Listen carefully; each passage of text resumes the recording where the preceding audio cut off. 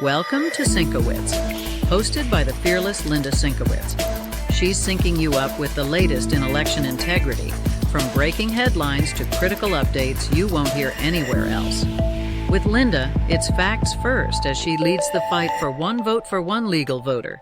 Stay informed, stay empowered. Let's jump in. Hi, and welcome to Sinkowitz. My name is Linda Sinkowitz. I'm the founder and CEO of Fight Voter Fraud. You're watching us on OBBM Network TV, and this is episode number 22. So this week, I have two guests, Gary Meyers and DeLancy, who will be on very shortly. The states that we're going to be discussing this week are Connecticut, Florida, Georgia, Montana, North Carolina, Wisconsin. Then we're going to go to our national information. And then we're going to go to our vote notes. And as all of you know, our vote notes are one that you're going to be able to click the link and read the rest of the story with our vote notes. And that vote notes for this week come from Ralph Krishney in Hawaii. So right now, let's go to my guests. Welcome. Good morning, Linda. Good morning, Gary and Jay. Thank you so much for coming on. You're going to be talking to us about the Meyers Report on elections. But first, why don't you just give a little background on both of you? So, Gary, you want to start? Well, my background has been a consultant to major financial institutions throughout the United States and also government agencies. And I primarily in real estate, mortgages, and economics. And I had a syndicated newspaper column for over 20 years, which at its high point before newspapers died had a circulation of over 35 million. And during the course of this, we assembled a discussion group, call it a think tank, back in 1982, which has subject matter experts in all sorts of fields. We have representatives in over 30 countries. And when I say experts, we don't have a single academician. They're all people who have had hands-on experience. They were at the event, they planned the event, or they did the original research that other people talk about, such as one of our people was responsible for measuring the polar ice caps for NASA. Wow. Okay, and DeLancy, you want to give us your background on this? Certainly, Linda. Thank you for having me. I founded a group in 2011 after I retired from the Air Force, and we called it Voter Integrity Project of North Carolina. And so we've been doing this, for a while. And I finally, I met Gary a couple of years ago, but I partnered up with Jim Womack, whom you've met in the past, for North Carolina Election Integrity Team. So I wear two hats. And I've written a book called Aliens Among Us that I'm hoping to one day spend more time with you talking about, but that's for another day. It's about non-citizen voting in America and what individuals can do about it in their state. Jay, you're also on an election commission, are you not? Oh, I'm actually on a board. I'm a board member at the county level for North Carolina. I'm on the Lee County Board of Elections. Wow. So you are absolutely qualified for helping write this report. Well, Gary calls me an expert, but my father said an X is a has-been and a spurt is a drip under pressure. So I have expertise in this area. I'll leave it at that. Okay. What we did is we assembled a tremendous group of experts to put this report together, Jay being one of them. And this report covers? We took 17 variables or critical factors for elections and compared it to all 50 states and the District of Columbia. And then we compared each state to each other. And then we did a further comparison with 36 other countries in South America, Central America, Eastern and Western Europe, Africa, Asia, and Australia. And we compared their election systems versus what we have.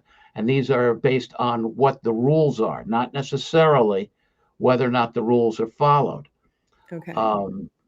And the criteria that we put together to determine what would be good was the best practices that were used by 75% of the other nations, plus the best practices as particularly as noted in the Carter-Baker Commission from 2005, which was specifically put together to defend election integrity.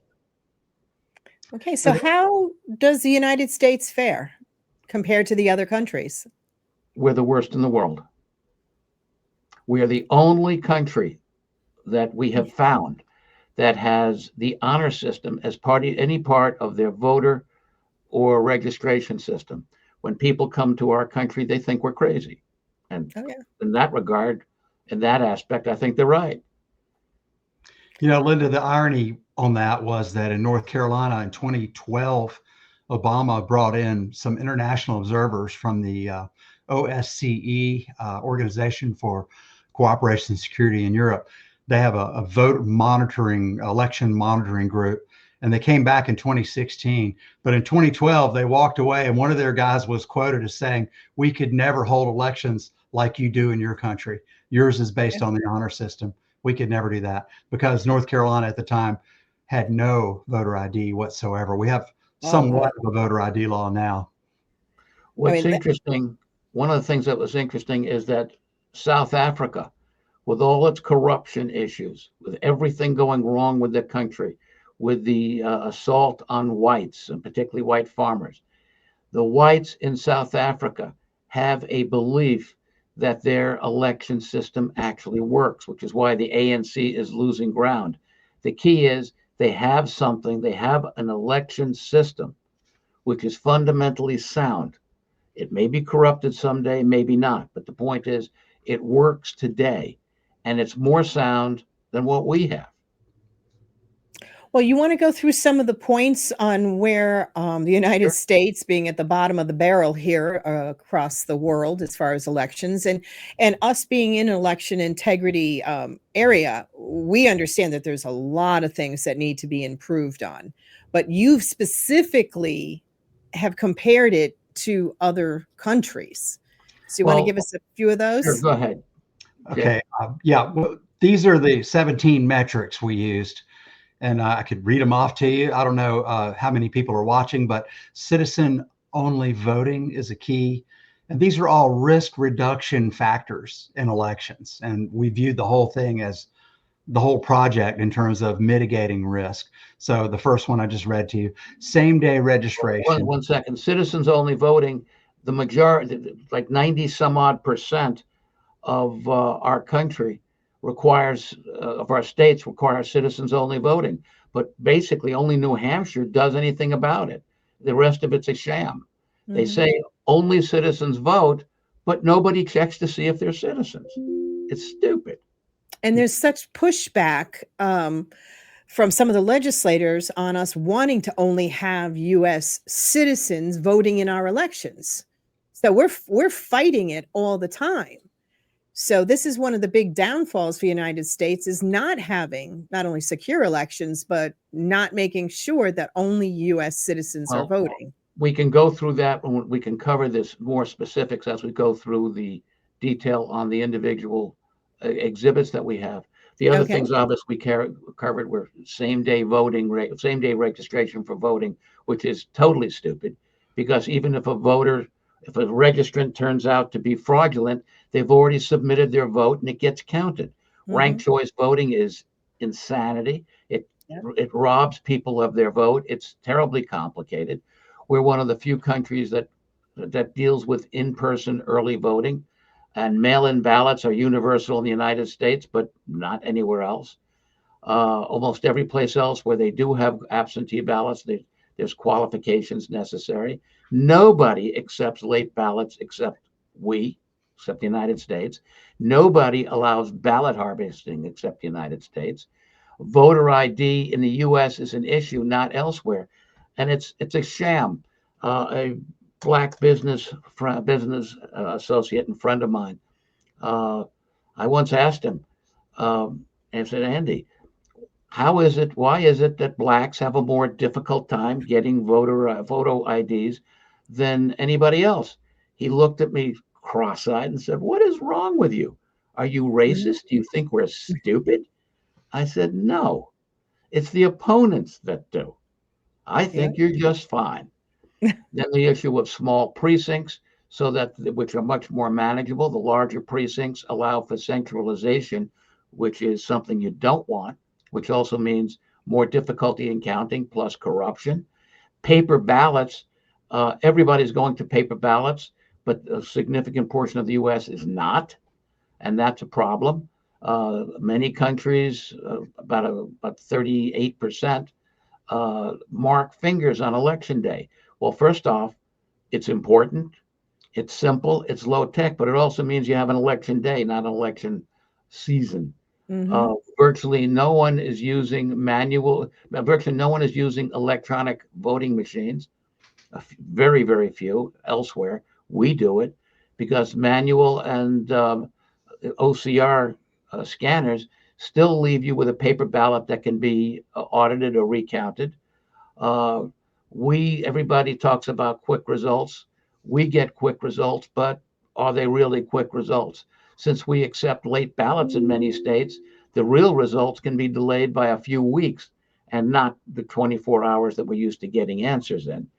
And then, of course, there's the issue of access to citizen voter rolls, which we're pretty good at that. If you want to go to the next, okay.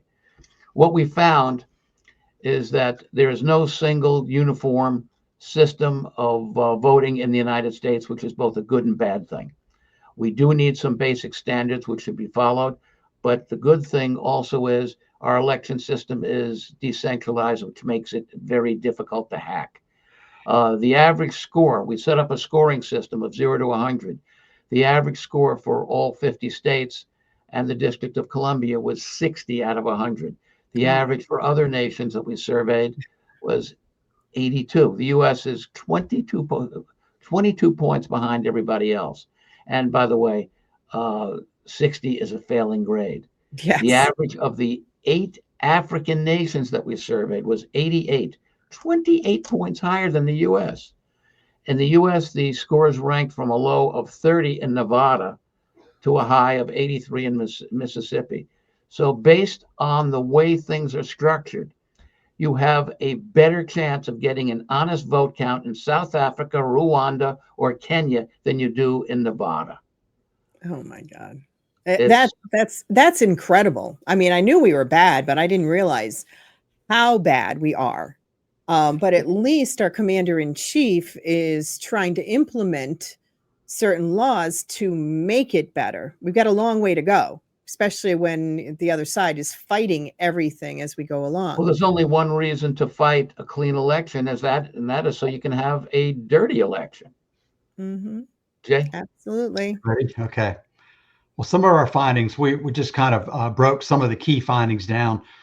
Maybe they'll answer some of your questions, Linda. Says while 92% of the U.S. states declare citizens-only voting, Gary went over this. North Carolina, they have it in their, this is my home station is North Carolina, and they have no procedure to verify citizenship of voters. They're now finally, after years of our beating on them, they're finally starting to develop procedures for that. The Republicans took over the board just a few months ago for the first time since 2016, and they're developing those procedures. But generally, states don't care. They have it on the books, kind of like a North Korean election. They have the rules in the books, but they're not following the rules. And North Carolina has much. That's an interesting point. We included North Korea, Russia, and China. Now, yes, everybody knows they're dictatorships, no question. They're totalitarian states. However, in their effort to appear legitimate, they came up with certain rules as to what the elections should look like. We looked at those rules and said, okay, that they work because they're part of what we've seen elsewhere in the world. So they're consistent. So we're going to do a follow-up study, which is going to be who does and doesn't follow their own rules. and I have my suspicions as to how that's going to come out. But be that as it may, this is about the rules and the structure. Whereas I said, the people in South Africa, as bad as their country is, have faith that their election systems actually work and that they're honest. And there are reasons for it. They have the procedures that we are looking to institute in our country. Jay?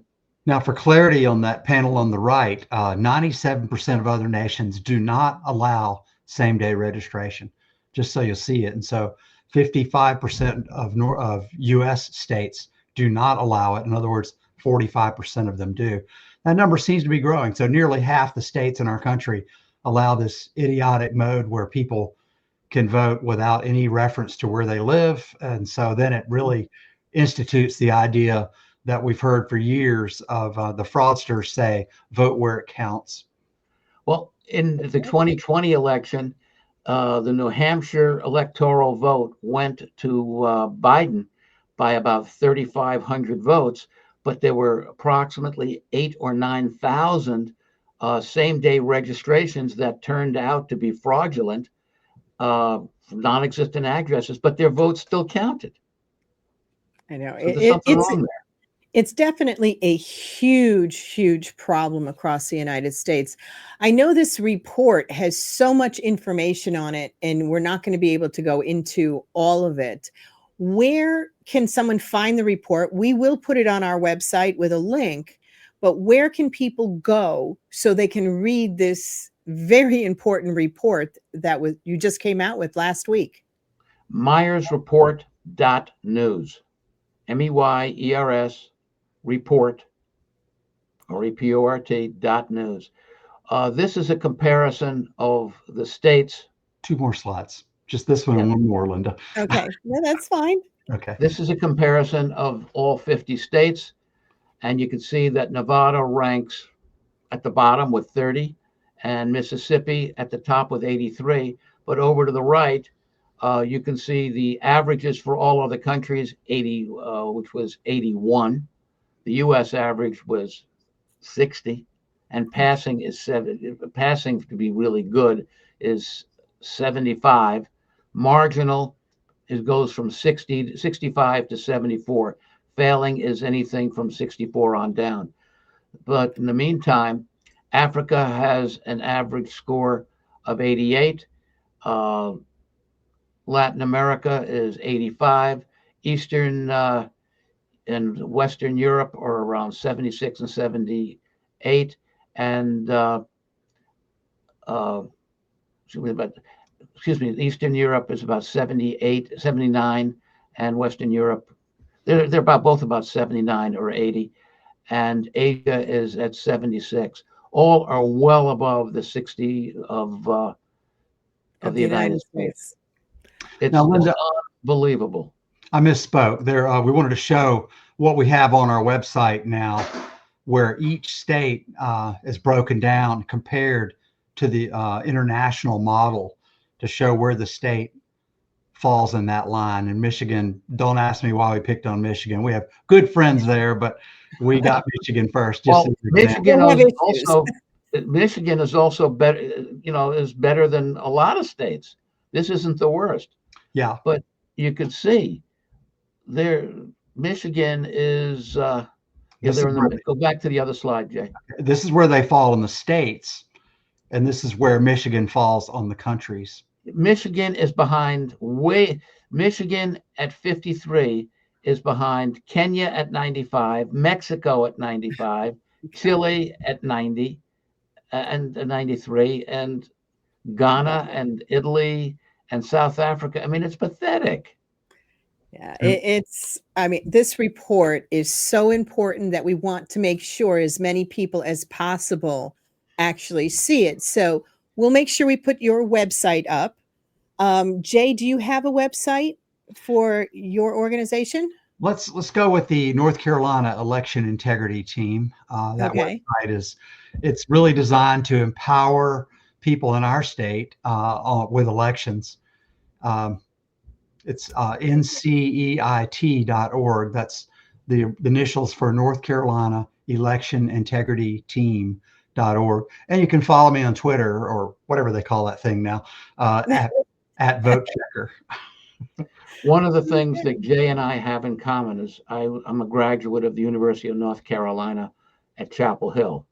Wow. However, Jay is a state fan, which sort of makes us a mixed marriage. Oh, my goodness.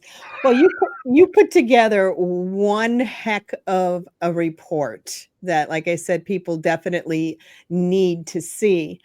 Our time is like just about over right now, and I wanted to make sure to thank the two of you for coming on, and I will definitely have you on in the future, Jay, for your alien book that you talked about. And again, the both of you for the update on the next report that you're going to be coming out with. So thank you so much. There's a lot more that will be coming out. Excellent. Be well, and thank you, Linda. Thank you. We're going to go to a quick break, and we'll be right back. Infamous ballot drop box. Wanda's been arrested. Around the world, people are aware of Wanda the ballot stuffer. When fraud cancels you. 3 other Bridgeport Democrats were charged. It's outrageous. Take the freedom of our vote. You gotta fight. We're supposed to have quick justice. Linda Sinkowitz is the election integrity watchdog in America's corner. Digging into the data to scrub the voter rolls clean, protecting your rights, respecting our Constitution. For years, Linda's mission-driven advocacy has helped preserve the Republic, exposing corruption. The Chief State's Attorney's Office is not doing their job. Speaking truth to power. It's pretty simple. One vote for one legal voter. FightVoterFraud.org. Join the Army.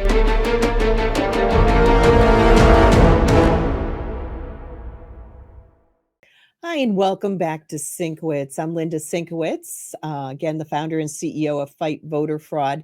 You're watching us on OBBM Network TV, and our guest was Gary Meyers from the Meyers Report, and we will have that report available for the public as well. So thank you again to everyone who is watching and or listening to the program.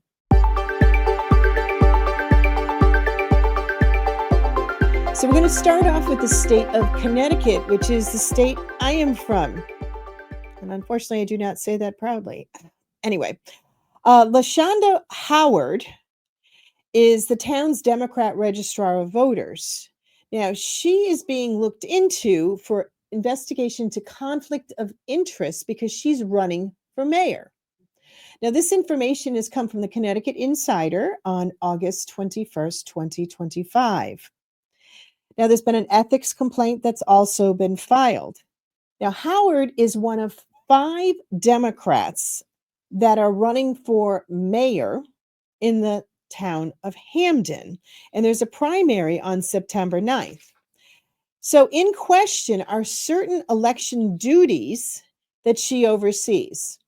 One employee said that she should recuse herself from those duties, and another, Greta Johnson, who was the deputy Democrat registrar of voters, was so upset about the situation that's going on that she actually resigned. Now, state records also raise questions about the conflict. Another mayoral candidate, Jamika Jeffries, is outspoken, saying she knew our petition numbers and we didn't know hers.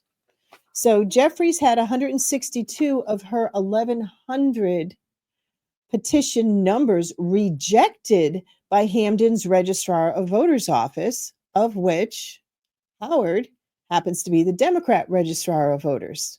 And just so people know, in Connecticut, the Registrar of Voters are the ones that handle the elections. We have Republican registrars and Democrat registrars in every single office here in Connecticut. So there's a bit of an issue going on down there. Now we're going to go to Florida. This is from NPR on August 20th of this year. Got a new Florida driver's license? Don't forget to update your voter registration. So under a new policy, renewal or replacement Florida driver's license, you're going to get a randomized ID number to help prevent fraud and identity theft. And that ID number might not match the one that is on your registration. So you're going to need to double check with your registrars or your election officials that they have your new correct ID number from your driver's license in the state of Florida.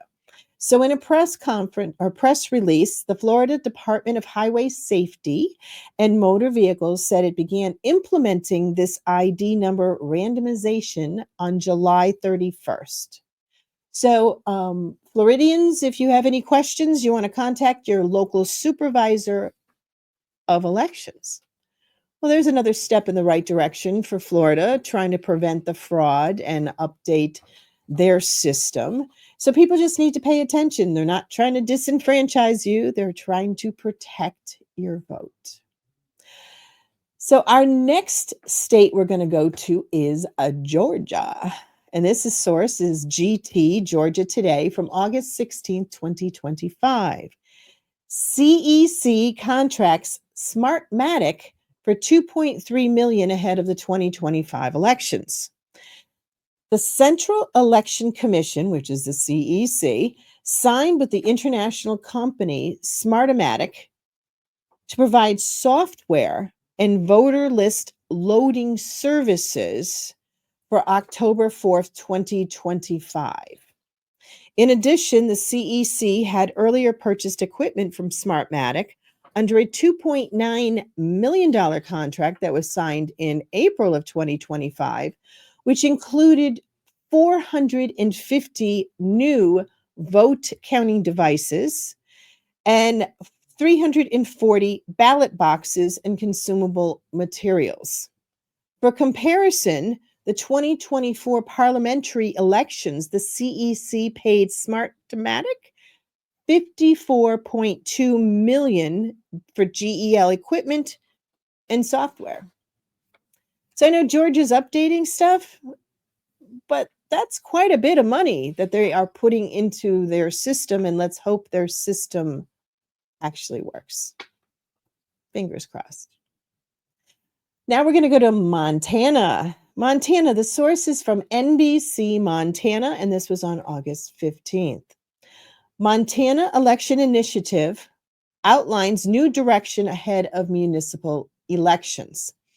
So you've got the Montana Election Observation Initiative, the MTEOI, hosted a public forum to encourage the community to get involved with elections.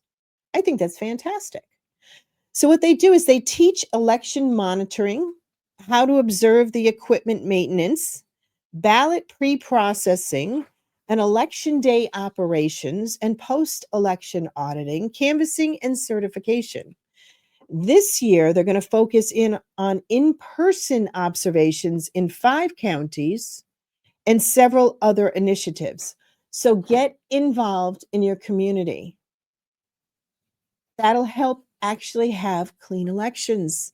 The more people observing, the more people that understand what's going on is going to help. So kudos for those in Montana.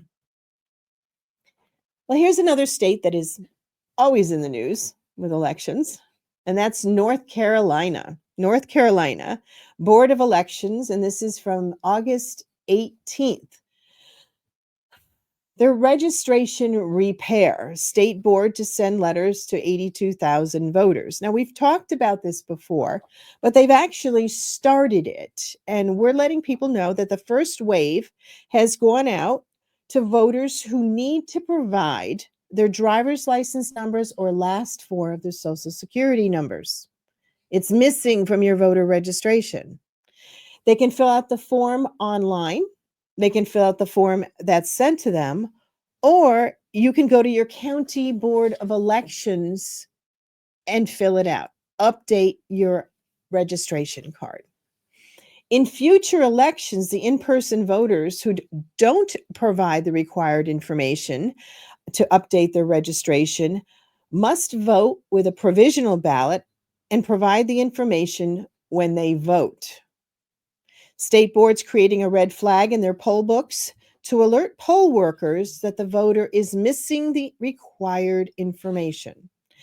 So you want to refer any questions concerning this to Patrick.Gannon, that's Gannon, at ncsbe.gov.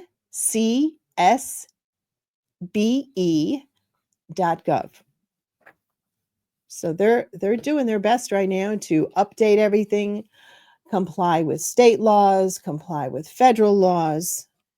It's up to you as an individual to actually make sure your registration is accurate. And don't whine and complain later when you don't fill it out and you don't update it that you were denied the ability to vote on election day. Take care of it now. Thank you. All right, now we're going to go on to Wisconsin. Wisconsin, the source is Isthmus, and that is from August 18th. Why were more than 192,000 names dropped from the Wisconsin voter list? The actual number was 192,369. It's the most amount of voters purged in the last 6 years. That's 5.6% of the votes from the 24 election that were cast in Wisconsin. Those voters have been removed from the vote list. So if you don't vote within 4 years, it triggers the canvassing, which means that in Wisconsin, you will actually get mailed a notice of suspension.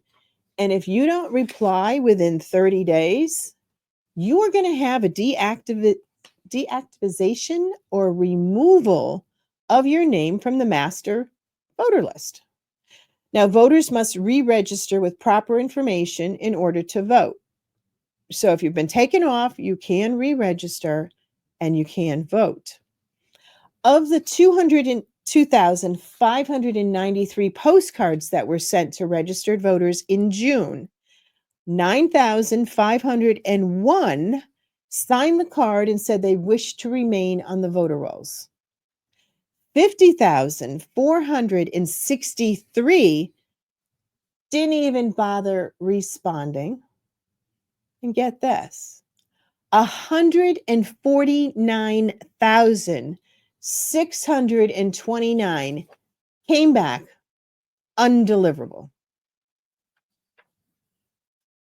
They shouldn't be on the voter rolls to begin with. They've moved. They are no longer where they say they actually live. This is part of list maintenance. So people, when you move, you need to notify your registrar of voters office that you are no longer there, because it is not legal to vote after 30 days from when you moved where you don't live anymore. So excellent for Wisconsin that if you don't respond, you're going to be off the voter rolls within 30 days. Unfortunately, ones like Connecticut, they send the postcard out, and if they don't hear anything back, then they have to put them on the inactive list for another 4 years unless they hear something else, and then they spend another year on the off list, which is way too long, especially with technology now. You know you moved. Be responsible. Get your name off the voter rolls and put it on the new place that you have now moved to. All right, we're going to go to a quick break, and we'll be right back. Infamous ballot drop box. Wanda's been arrested. Around the world, people are aware of Wanda the ballot stuffer. When fraud cancels you. 3 other Bridgeport Democrats were charged. It's outrageous. Take the freedom of our vote. You gotta fight. We're supposed to have quick justice. Linda Sinkowitz is the election integrity watchdog in America's Corner. Digging into the data to scrub the voter rolls clean, protecting your rights, respecting our Constitution. For years, Linda's mission-driven advocacy has helped preserve the Republic, exposing corruption. The Chief State's Attorney's Office is not doing their job. Speaking truth to power. It's pretty simple. One vote for one legal voter. FightVoterFraud.org. Join the Army.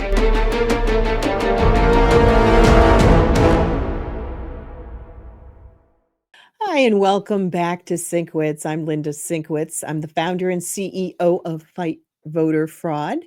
And you're watching us on OBBM Network TV.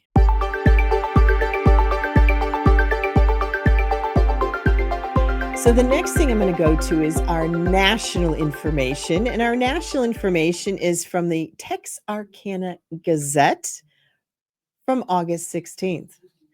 9 people pled not guilty in Texas elections probe involving vote harvesting. Now, as you know, Gary Meyers at the beginning of the program talked about vote harvesting.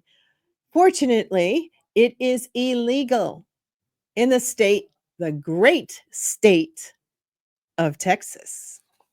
So 9 people, including a former mayor and city council member and the chief of staff to a state representative, pled not guilty to felony charges.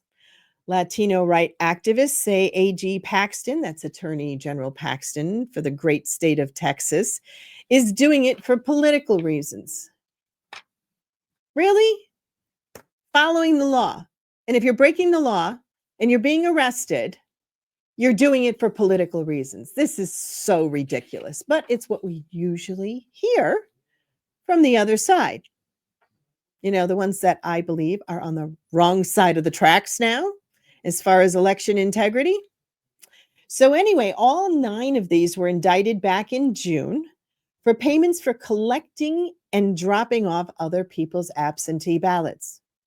You can't do that. Your ballot is your private ballot, and people cannot be paid to go and take your ballots or fill out the ballots for you. So anyway, if some of you remember, we talked about back in May, there were 6 other people, including Frio County Judge Rochelle Camacho, that was also indicted on the same charges. A judge. So Juan Manuel Medina is the chief of staff for Representative Elizabeth Campos. He is also the former chair of the Democratic Party of Bexar County. His attorney Goldstein filed a 20-page motion to dismiss. The vote harvesting charges are third-degree felonies and carry up to 10 years in prison. So this is serious. And Attorney General Paxton said in a statement, quote, "Under my watch, attempts at rigging elections and silence the will of the voters will be met with the full force of the law. I'll continue to fight to ensure that Texas has free and fair elections." Excellent. Texas has over 20 million registered voters. Should all of them be registered? I don't think so. So they're looking into everything in the state of Texas. And a federal appeals court last year upheld the restrictions and the penalties for vote harvesting. So the law backs it up. You've got Attorney General Paxton, who is backing it up, and his incredible staff at the AG's office and their investigators. But as you see, there's always people complaining when you're trying to clean the voter rolls. And Texas is a big state. So they're doing the best they can, and I think they are ones in the forefront right now.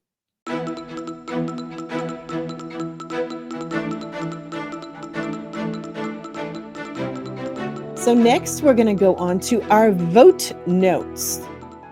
How did state count more Kauai ballots than the county said it had delivered? Now, this is in Hawaii, the state of Hawaii, and the different islands. A few weeks ago, we had Ralph Kushney on. He was an election commission member in Hawaii who has brought this attention nationally to what's going on.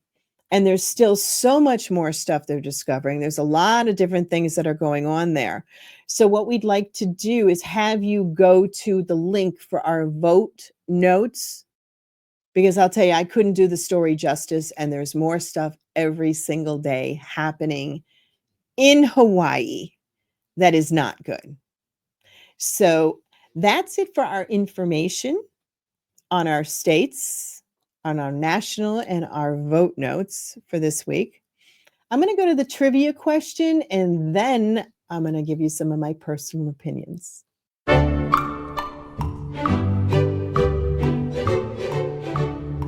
All right, so our trivia question for this week is: the 1948 United States presidential election ended with the winner holding a newspaper with erroneous three-word headline.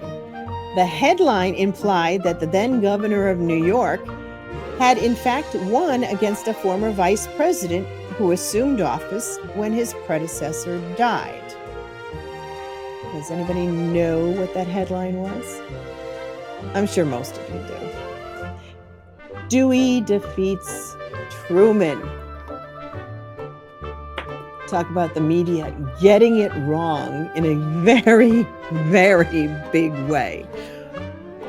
Then again, that's sort of like what happens every day here in the United States on things that are going on within our government, the things that our commander-in-chief are doing, and how the media is constantly, the mainstream media, I should say, is constantly getting it wrong.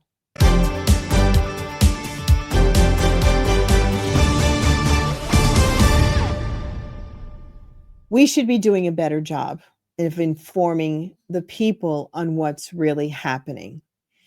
And it's very difficult. And I think I've mentioned this before in pulling together the information for the program. I read a lot of information. I read, whether it's left, center, right.